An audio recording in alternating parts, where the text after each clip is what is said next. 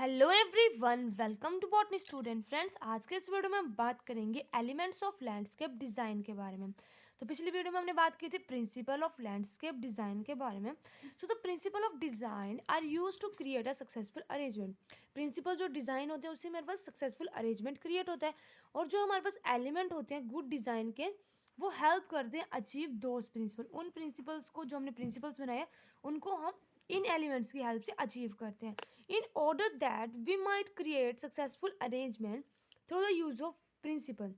The following design element must be kept in mind. हमारे पास कौन कौन से हैं? 5 है हमारे पास: line, form, texture, colour, light and shadow. सबसे पहले हम बात करते हैं लाइन के बारे में। तो जो लाइन होती है हमारे पास डिज़ाइन की, वो एक विजुअल पाथ होता है जिसमें हमारी जो है आई ट्रैवल करती है as it pass through the arrangement. जिस तरह से हमारी लाइन होगी उसी तरह से हमारी जो आईज है वो ट्रेवल्स करती हैं। लाइन में be use to draw attention to an object, divide a space, group related object together और separate unrelated object in a landscape design. कौन कौन सी चीज़ें हमारा जो सब्जेक्ट है उसमें आती हैं, कौन कौन सी नहीं आती, उनको अलग करने के लिए, किसी ऑब्जेक्ट को अटेंशन देने के लिए, डिवाइड करने के लिए दो अलग अलग स्पेसिस को, जैसे हमने एक तरफ कुछ अलग टाइप के फ्लावर्स लगाए दूसरी तरफ अलग, उनको सेपरेट करने के लिए हम लाइंस देते हैं। ठीक है। वर्टिकल लाइन जो है हमारे पास अलग अलग टाइप की जो लाइंस है हमारे पास, जैसे वर्टिकल, कर्व, एंगल, उनसे हमारे पास अलग अलग तरह की जो है इमोशनल फीलिंग्स आती हैं।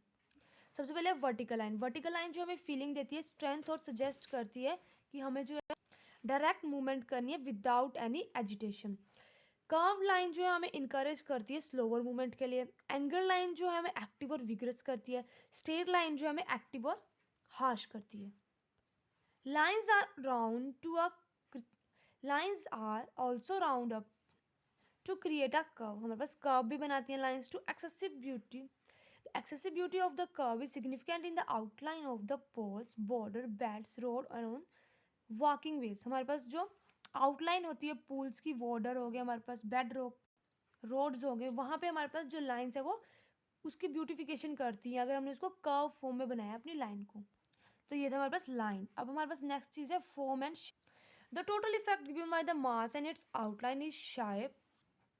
जो हमारे पास टोटल इफेक्ट होता है मास और आउटलाइन का, वो शेप होती है। शेप हमें बताती है कि किस तरह की हमारी प्लांट की अपीयरेंस है। प्लांट शेप और habit is related to form. Plant shape, उससे हमें पता लगता है कि हमारी प्लांट की कौन सी फॉर्म है।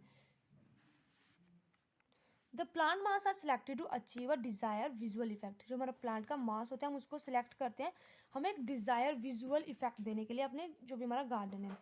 हमारे पास जो है वर्टिकल ब्रांचेस जो होती हैं वो हैबिट होती हैं tree leading to the eyes upward such as spinners पर। जो हमारे पास वर्टिकल ब्रांचेस होती हैं बहुत ऊपर तक, उससे हमें ऊपर देखना पड़ता है। ठीक है, स्पाइनर्स पर में। और जो हॉरिजेंटल ब्रांचेस होती हैं वो पुल करती हैं vision to the ground floor, ground की तरफ लोगों को अट्रैक्ट करती हैं। दूसरी वर्टिकल जो है वो अपवर्ड की तरफ। एक तो ये हो गया। दूसरी तरफ वहीं अगर हमारे पास किसी एक प्लांट को हमने सिंगल ही जो है वो ग्रो किया तो उसका एक अलग इफेक्ट होगा। वहीं अगर हमने बहुत सारे प्लांट्स को ग्रुप में टुगेदर एक जगह पे इकट्ठा जो ग्रो किया है तो उसका एक अलग इफेक्ट हमें देखने को मिलता है। उससे प्लांट की शेप में तो अलग सा डिफरेंस आता है, पूरे का पूरे गार्डन को एक अलग व्यू मिलता है। ठीक है, तो ये हो गया हमारे पास फॉर्म और shape. Next one is texture. It refer to the surface qualities such as glossiness, smoothness and roughness. ये जो है सरफेस क्वालिटीज को रेफर करता है, ग्लोजीनेस, स्मूथनेस और रफनेस को। टेक्सचर जो होता है, जैसे हम किसी चीज़ को देख रहे हैं तो देख के हमें फीलिंग हो रही है कि यार ये टफ है या स्मूथ है। ठीक है, जब हम किसी चीज़ को देख रहे हैं तो हमें फीलिंग आ रही है टच की। ठीक है, वो हमारे पास टेक्सचर हो गई है। फिर जब हमने किसी चीज़ को टच किया तो हमें पता लग रहा है कि वो फाइन टेक्सचर है या कोर्स टेक्सचर है। तो हमारे पास 2 टाइप के टेक्सचर हैं। तो जो फाइन टेक्सचर होता है उन प्लांट में होता है जिनमें हमारे पास नैरो और स्मॉल लीव्स होते हैं, जैसे पाइन हो गया, इनके बहुत ज़्यादा स्मॉल और नैरो नैरो लीव्स होते हैं। देवदार हो गया, सैलिक्स, पर और डिलोनिक्स। कोर्स टेक्सचर होता है हमारे पास जिनमें हमारे पास लार्ज और ब्रॉड लीफ होते हैं, जैसे हमारे पास कनेक्स, कैंपा और टर्मिनेलिया है। ये आ गया texture. Next one is colour.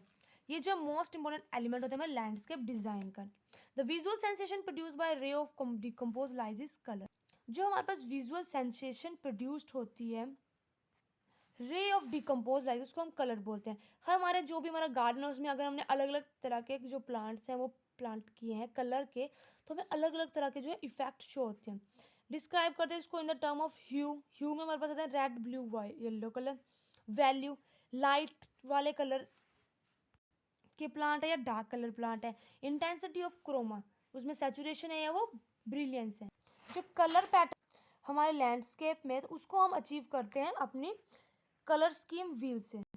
हमारे पास जो है वो इस तरह की जो है वो कलर स्कीम व्हील होती है, जिसमें हमारे पास रेड, येलो और ब्लू, ये हमारे पास आते हैं 3 प्राइमरी कलर्स, और हमारे पास ऑरेंज, वायलेट और येलो, सॉरी ग्रीन, ये हमारे पास आ जाते हैं सेकेंडरी कलर्स। इस तरह से जो है हमें कलर को अरेंज करना है, किसके साथ किसको मिक्स करना है, तो हम अच्छा कलर इफेक्ट दे सकते हैं अपने गार्डन को। Next one is light and shadow. These element when used in design increase the length day length of the garden. ये जो है डे लेंथ जो गार्डन की है, लाइट और शेडो इंक्रीज कर देती है।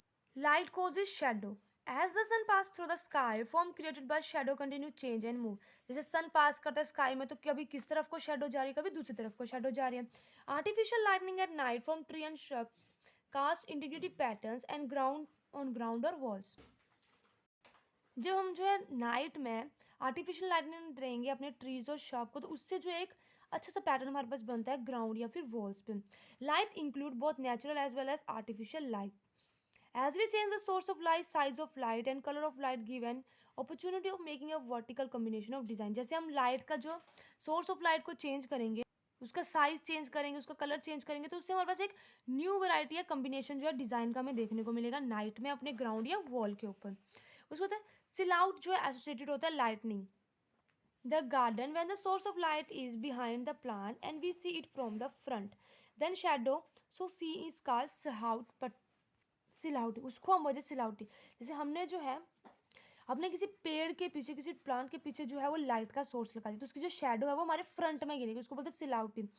ये ज़्यादातर अम्ब्रेला टाइप के जो ट्री होते हैं उनके ऊपर होती है। जब हमारे पास सोर्स ऑफ लाइट जो है हाइट पे है और शेडो उसकी ग्राउंड पे गिर रही है, तो उसको हम बोलते हैं डाउन लाइटनिंग। और जब हमारे पास सोर्स ऑफ लाइट जो है नीचे से ऊपर की तरफ जा रही है, तो उसको हम बोलते हैं अप लाइटनिंग।